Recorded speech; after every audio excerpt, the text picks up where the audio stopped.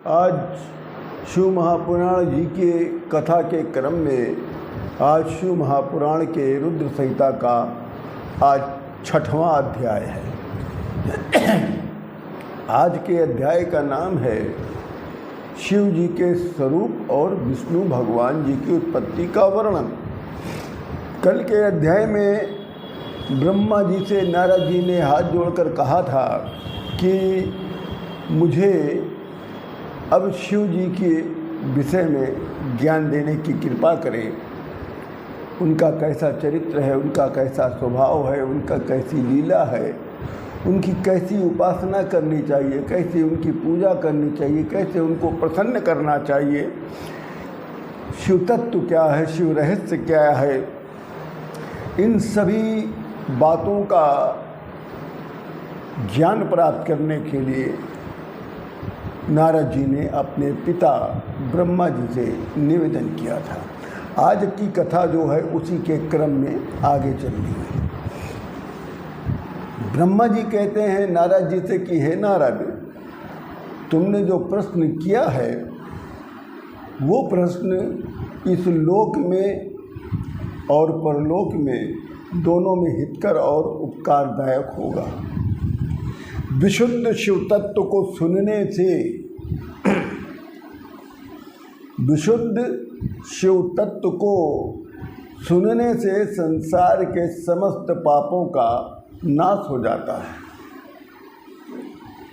ये ब्रह्मा जी नारद जी से अपने पुत्र से कह रहे हैं कि शिव जी से संबंधित कोई भी ज्ञान श्रवण करने मात्र से मनुष्य के समस्त पापों का नाश हो जाता है। अब सोचो, शिव महापुराण की कथा का यदि आप जो भी श्रवण कर रहा है उसका भाग्य कितना प्रबल हो जाएगा, कितना अच्छा जीव हो जाएगा। ब्रह्मा जी आगे कहते हैं कि हे नारद, वास्तव में मैं शिव तत्व और शिव जी के अद्भुत रूप को यथार्थ रूप से मैं भी नहीं जानता हूँ और ना ही विष्णु भगवान भी जानते हैं और ना ऐसा कोई भी देवी देवता है या कोई ऋषि मुनि है जो शिव भगवान के स्वरूप को और उनके शिव तत्व को जानता हो। हे नारद, महाप्रलय काल में सभी स्थावर जंगम नष्ट हो गए थे। उस समय कुछ भी शेष नहीं बचा था, सब शून्य था। परमात्मा को तब परमात्मा अर्थात शंकर भगवान को, शिव जी को कुछ काल के बाद द्वितीय की इच्छा हुई, अर्थात किसी दूसरे की इच्छा हुई। जब महाप्रलय काल हो गया, अब ब्रह्मांड में शून्य के अलावा कुछ भी शेष नहीं बचा, तब परमात्मा शिव जी को अपने अतिरिक्त किसी दूसरे की इच्छा हो गई। अमूर्तेन स्वमूर्तिश्चतेना कल्पि स्वलीलया सर्वेश्वर गुणोपेता सर्वज्ञानमयी शुभा। फिर उस अमूर्त ने अपनी लीला से,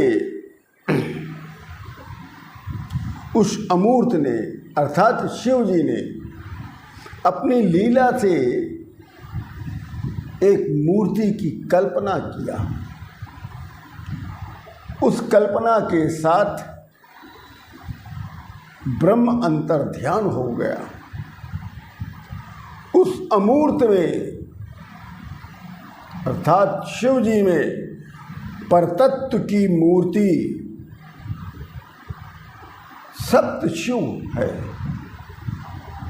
उन्हीं को आधुनिक और प्राचीन विद्वान ईश्वर कहते हैं।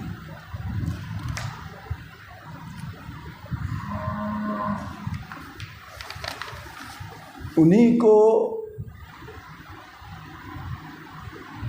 सभी लोग वर्तमान में भी, भूतकाल में भी लोग ईश्वर कहते हैं और भविष्यकाल में भी लोग उनको ईश्वर कहेंगे। फिर स्वच्छ और विचरण करने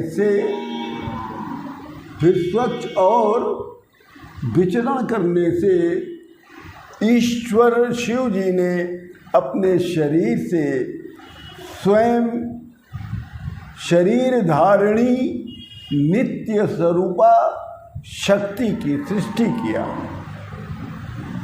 बहुत ध्यान से सुनिए महाराज, ये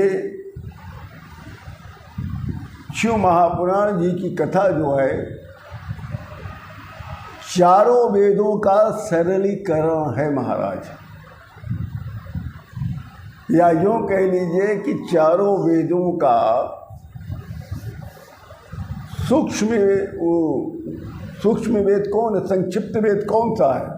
तो आप कह सकते हैं कि संक्षिप्त वेद का ही नाम शिव महापुराण है। इसके वाक्य बड़े क्लिष्ट हैं, इसको समझना कई बार सुनेंगे तो समझ में आएगा। हमने भी अनगिनत बार शिव महापुराण जी का अध्ययन किया, तब कहीं जाके थोड़ा बहुत हमको भी समझ में आया, जो मैं आप लोगों को बता रहा हूँ।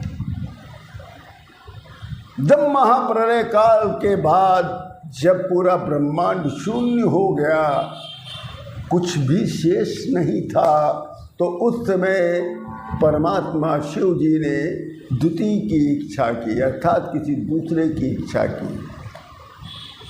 फिर स्वच्छ विचरण करने पर शिव जी ने अपने शरीर से ही स्वयं शरीर धारिणी नित्य स्वरूपा शक्ति की सृष्टि किया। उसी शक्ति को विद्वान लोग प्रधान प्रकृतिता चा माया गुणवती पराम, विद्वान लोग उसी को प्रधान प्रकृति परा त्रिगुणा बुद्धि तत्व आदि की जननी कहा करते हैं। इसी को शिव जी ने सा शक्ति संबिका सा शक्ति राम्बिका प्रोक्ता प्रकृति सकलेश्वरी त्रिदेव जननी नित्या मूल कारण मृत्युता। इसी को शिव जी ने भक्ति ही प्रकृति सकलेश्वरी अंबिका त्रिदेव जननी नित्या और मूल कारण कहा। इसी शक्ति की 8 भुजाएं हैं। इस शक्ति की विचित्र मुख है, जो शिव तत्व पुरुष रूप है। जिस शक्ति को शिव जी ने प्रकट किया, उस शक्ति की 8 भुजाएं हैं, विचित्र मुख है, जो शिव तत्व पुरुष रूप है। वह शिव शंभु और ईश्वर कहा जाता है, उसका कोई ईश्वर नहीं। शीर्षे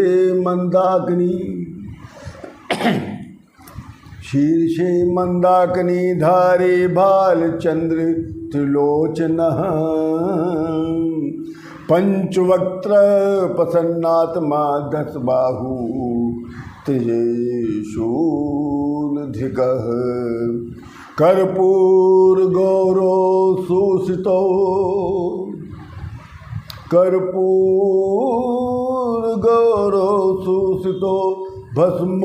भस्मोद्धूलित विग्रह। वे ईश्वर सिर पर गंगा, भाल पर चंद्रमा को धारण करने वाले त्रिलोचन है। उनके 5 मुख, 10 भुजाएं हैं। वे त्रिशूल को धारण करते हैं। कपूर के समान उनका वर्ण जो है गौर है। शरीर पर भस्म का लेप करते हैं। उस काल रूपी परब्रह्म ने अपनी शक्ति को साथ लेकर शिवलोक क्षेत्र का निर्माण किया। तदेव काशीकेत पे तत् प्रोच्यते क्षेत्रमुत्तमम्। उस शिव क्षेत्र के लोग सबसे ऊपर विराजमान होने के कारण उसे काशी के नाम से पुकारते हैं। इस शिवलोक अर्थात काशी में परमानंद स्वरूप शिव तथा शक्ति शिवा दोनों नित्य यहाँ रमण किया करते हैं। और जब तक प्रलय काल नहीं आता तब तक उस क्षेत्र का वो लोग शिव और शिवा परित्याग नहीं करते हैं। इसी कारण शिवलोक या काशी क्षेत्र को अभिमुक्त भी कहा जाता है। इस क्षेत्र को आनंद वन के नाम से भी जाना जाता है। ब्रह्मा जी कहते हैं कि यथा हे नारद, उस शिव और शिवा ने रमण करते हुए एक दूसरे पुरुष की निर्माण करने की कल्पना किया। तब परब्रह्म ने चिंता रूपी तरंग से आंदोलित तब परब्रह्म सदाशिव ने चिंता रूपी तरंग से आंदोलित सत्व रूपी रत्न तमो गुणों रूपी ग्राह और रजोगुण रूपी विद्रुम से युक्त एक पुरुष का निर्माण किया और उस पुरुष का निर्माण करके सृष्टि का भार उसे सौंप दिया। वो व्यक्ति जिसका निर्माण किया वो व्यक्ति त्रैलोक में अत्यधिक सुंदर है, सबसे सुंदर और सबसे अधिक शांत है। सत्वगुण संपन्न, गंभीर और क्षमावान भी है। इसकी उपमा किसी से नहीं किया जा सकता। इसका तुलना किसी से भी नहीं किया जा सकता। उसका जो शरीर है इंद्र नीलमणि के समान है, नेत्र कमल के समान बड़े बड़े हैं, विशाल हैं। पीतांबर धारण किए हुए उस पुरुष ने परमेश्वर को प्रणाम किया और बोला, नमामि कुरु मे स्वामिन् वद कर्म जमाविति। वो पुरुष बोलता है कि हे स्वामी, मेरा नामकरण कीजिए, मेरे लिए कर्तव्य और कर्म का निर्देश करिए। तब परमेश्वर परब्रह्म परमात्मा सदाशिव ने उस पुरुष की वाणी सुनी तो मेघ के समान हंसते हुए उस पुरुष से शंकर भगवान कहते हैं, विश्वणति व्यापकत्वाते नाम ख्यातम भविष्यति। उस पुरुष से शिव जी कहते हैं कि हे महात्मा, सर्वत्र व्याप्त होने के कारण तुम इस जगत में विष्णु के नाम से प्रसिद्ध होगे। भक्तों को सुख देने के लिए तुम्हारे और भी नामकरण होंगे। तुम इस परम कार्य को सिद्ध करने के लिए सर्वप्रथम तप करो। इतना कहने के बाद सदाशिव ने उस पुरुष को श्वास के मार्ग से वेदों का ज्ञान दिया। फिर शंकर भगवान ने अपनी शक्ति के साथ अंतर ध्यान हो गए और विष्णु जी तब 12,000 वर्ष तक तप करने लगे।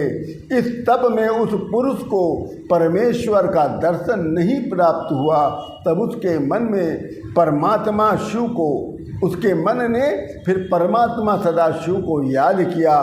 तब आकाशवाणी हुई कि हे महात्मा, हे विष्णु, अपने इस संशय को दूर करो।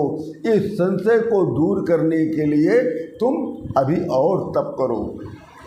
ध्यान मार्ग में ये महान तत्व क्या है?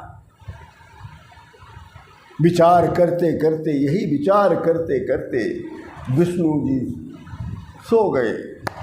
और जब वो सो गए तो उनके शरीर से एक एक रोम से जल निकलने लग गया। जब जल निकलने लग गया तो इसी अवस्था को नारम जलम तदेव अयनम यस्य सा नारायण। फिर से सुनिए, नारम जलम तदेव अयनम यस्य सा नारायण। इसी अवस्था में विष्णु जी नारायण के नाम से भी जाने गए। यहाँ पर शंकर भगवान ने उनको नारायण नाम से भी संबोधन किया।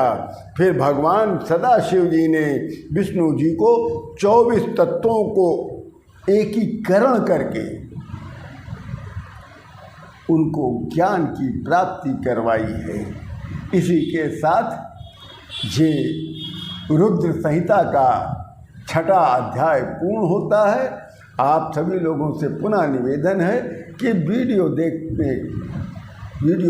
के लाइक बटन को अवश्य दबाया करिए। जय जय शिव शंकर।